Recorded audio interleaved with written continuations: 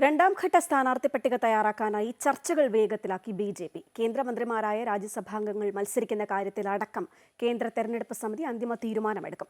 പഞ്ചാബിൽ ശിരോമണി അകാലിദളുമായുള്ള സഖ്യ ചർച്ചകളും ബി.ജെ.പി. നടത്തുകയാണ്. കോൺഗ്രസ് തെരഞ്ഞെടുപ്പ് സമിതിയും ഇന്ന് യോഗം ചേരും.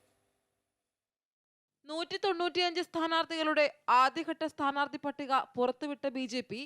രണ്ടാം ഘട്ട സ്ഥാനാർത്ഥി പട്ടിക പുറത്തുവിടാനുള്ള തയ്യാറെടുപ്പിലാണ്.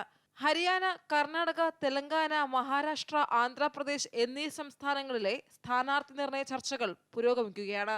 കേരളത്തിൽ ആദ്യഘട്ടത്തിൽ 12 സ്ഥാനാർത്ഥികളെയാണ് പാർട്ടി പ്രഖ്യാപിച്ചത്. അവശേഷിക്കുന്ന 4 മണ്ഡലങ്ങളിലെ സ്ഥാനാർത്ഥികൾ രണ്ടാം ഘട്ട സ്ഥാനാർത്ഥി പട്ടികയിൽ ഇടം പിടിച്ചേക്കും. പഞ്ചാബിൽ ശിരോമണി അകാലിദളുമായുള്ള സഖ്യ ചർച്ചകൾ പാർട്ടി നടത്തുകയാണ്. കർഷക നിയമങ്ങളിൽ ബി.ജെ.പിയുമായി ഇടഞ്ഞാണ് ശിരോമണി അകാലിദൾ ദേശീയ ജനാധിപത്യ സഖ്യത്തിൽ നിന്ന് പുറത്തുപോയത്. അതുകൊണ്ട് തന്നെ കർഷകർക്കായുള്ള ചില പ്രഖ്യാപനങ്ങൾ കേന്ദ്ര സർക്കാർ നടത്തണമെന്ന ആവശ്യം ശിരോമണി അകാലിദൾ മുന്നോട്ട് വച്ചിട്ടുണ്ട്.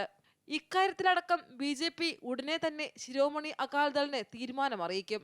ആന്ധ്രയിൽ ടി.ഡി.പിയുമായും ജനസേന പാർട്ടിയുമായും സഖ്യത്തിലായ സ്ഥിതിക്ക് അവിടത്തെ സ്ഥാനാർത്ഥി നിർണയ ചർച്ചകളും ബി.ജെ.പി. വേഗത്തിലാക്കിയിട്ടുണ്ട്. ഒഡീഷയിൽ ബിജു ജനതാദളുമായുള്ള സഖ്യ ചർച്ചകൾക്കും അന്തിമരൂപമായിട്ടില്ല.